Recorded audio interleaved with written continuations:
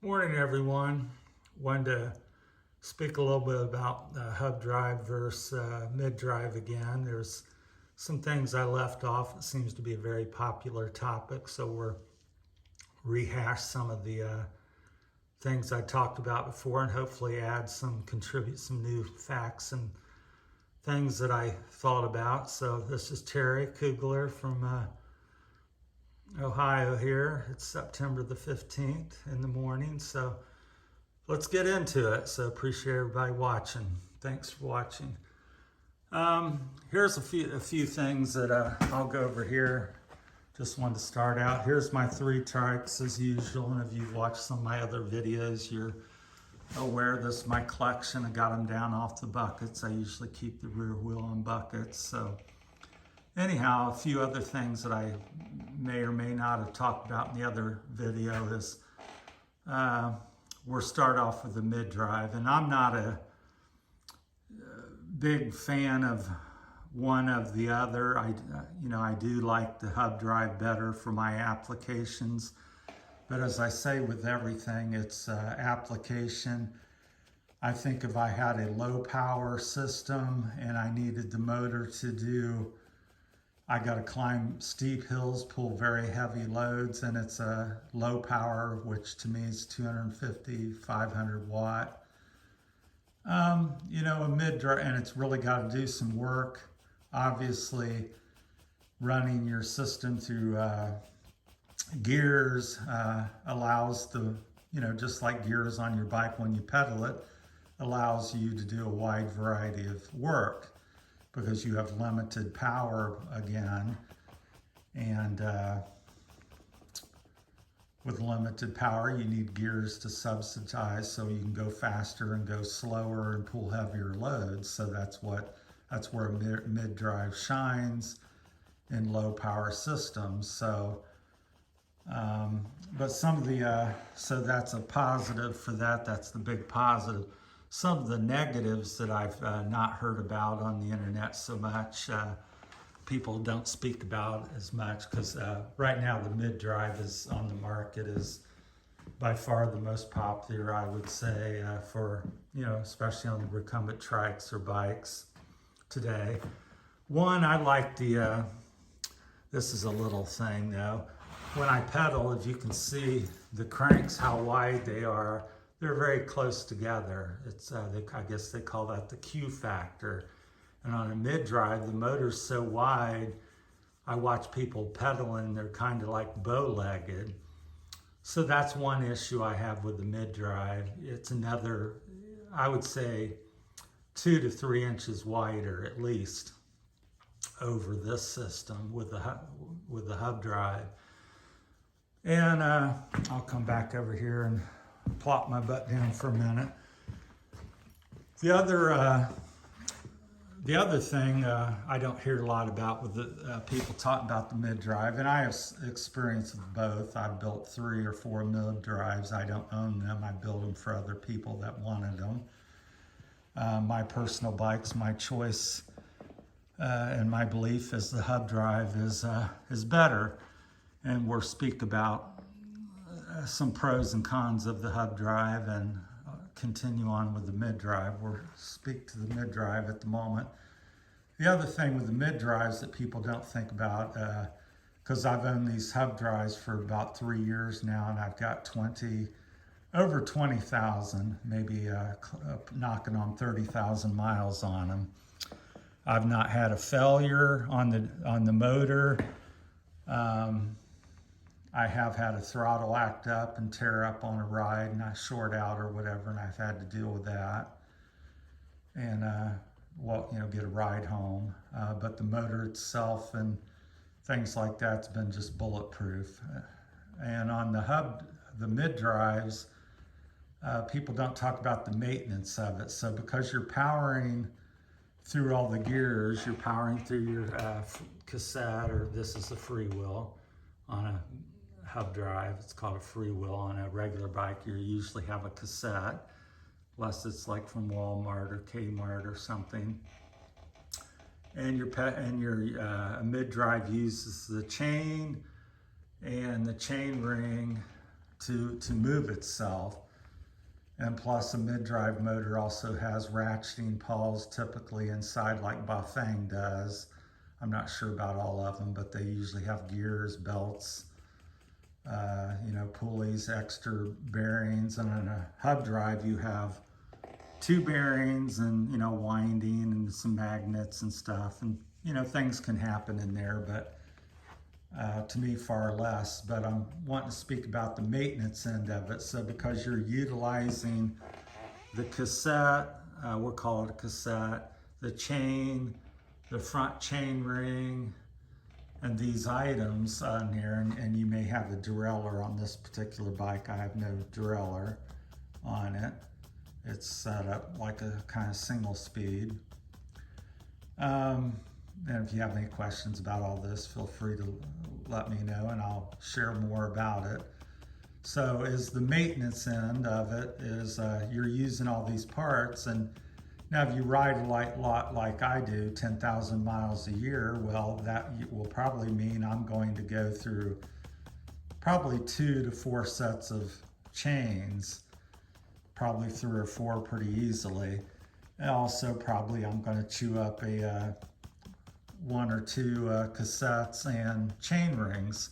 So on this particular bike, my chains are, I need 3 of them on a trike, and they're around $75, maybe a little less a piece. So 3 times that, you can do the math real quick, 3 or 4 times that, you may tear up your derailleur potentially, although that tends to last a little longer, the pulleys on it, because you're not really straining them quite as much. But so my point is, you're going to go through, I would go through 2 or 3 chain rings, 2 or 3 cassettes, 2 or 3 chains, and 3 chains a piece. So we're looking, for me, it may be towards $1,000 a year to ride a mid-drive.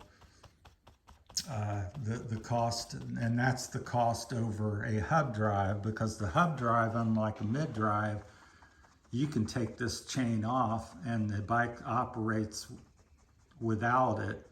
You don't have to have a free wheel on there for it to move and propel you. Same with the chain ring. It's on here too because I like to pedal and assist it. So that's some of the things I've never heard anybody speak about, is the cost between the 2 units of a year or a time period of ownership. And so the hub drive, in my opinion, clearly works there, wins there.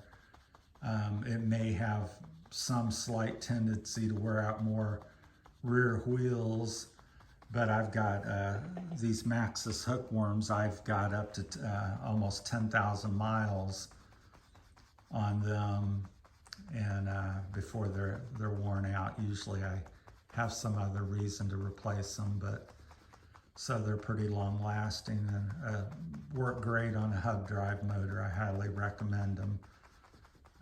Not so fantastic if you're primarily trying to ride off-road. Obviously a knobby would be a little bit better, but these are a fantastic street tire.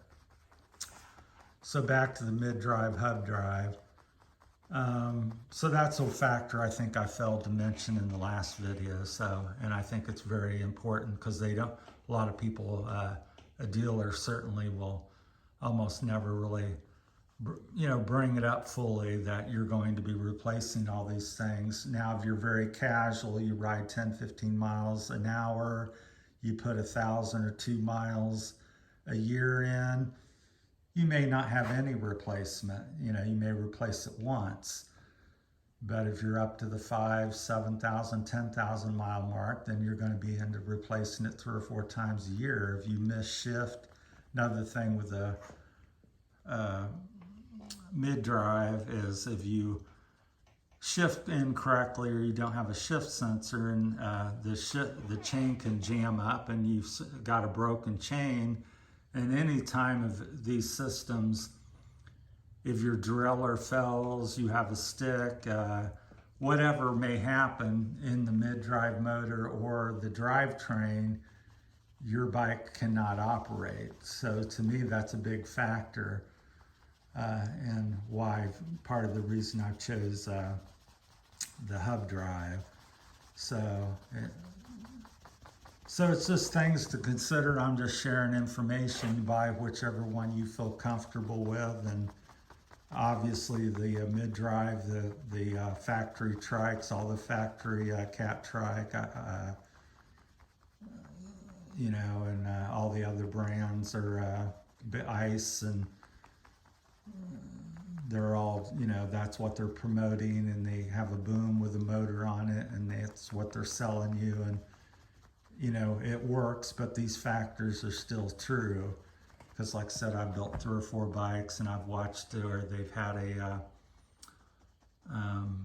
the pawls, you know, need re-greased or sticking, because in the Bafang units they have ratcheting pawls in the motor. So with the extra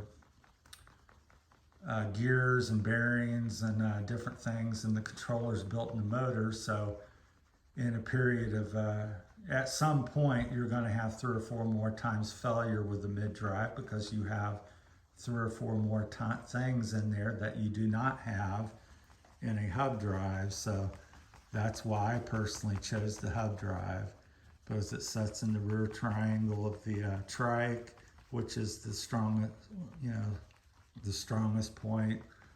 The boom, in my opinion, on a trike's the weakest. I'm 6'4", so you can see my boom's way out. So imagine me having a 5 or 8 pound mid-drive hanging off the end of that. Also putting extra torque, I would probably break my boom, or crank tube as people would like to call it. So that's why I chose that. But pick what you like and that works for you. I'm just sharing some information and things that I've learned and discovered over the last 3 years of riding electric trikes. So these are my bikes, and this is my first build. The yellow one's my second build, and the green one, which I consider the best, is the has all the different things that I've learned over the 3 years, and I've tried to incorporate them into the green one: battery placement, motor power. So again, to recap everything, I think if you're get what you want that works for you, that's convenient, if you know, because obviously the manufacturers aren't pushing the hub drive, and if you're not able to do things or find somebody that can do things for you, then get a mid-drive. But I'm just saying, consider different factors, and don't just go with, you know, mindless, and say, well, you know, without some experience and knowledge, and say that, you know, one is superior to the other. Get some information and try them. I've ridden both, especially obviously the hub drive. Like I said, I have about 30,000 miles on the hub drives. Never had a motor failure to date. And some of the negatives on the hub drive, I would say, if it's a low power system, we'll touch on them very quickly here. You do have to pedal it. That's another aspect people don't talk about. With both kits, because they're always saying, my mid-drive, oh, it will climb this and that. Well, your hub drive will climb quite a bit too if you use gearing and you're assisting it. And as you get into the high power, which I call high power 2, 3, 4,000 watt systems, which is what I have,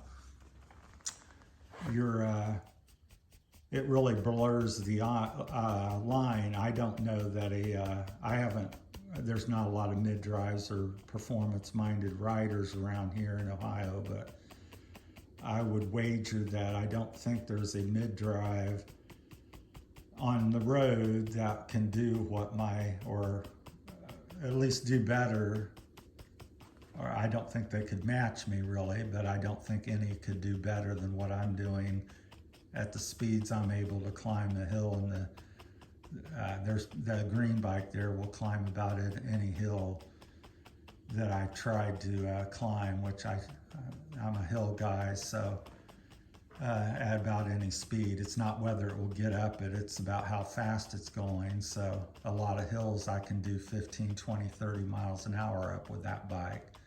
So, and there's no buttons to push and this and that. So that's my time. Appreciate everybody watching. Thanks. Like and subscribe to the channel if you like the content. I appreciate it so much. Have a great day.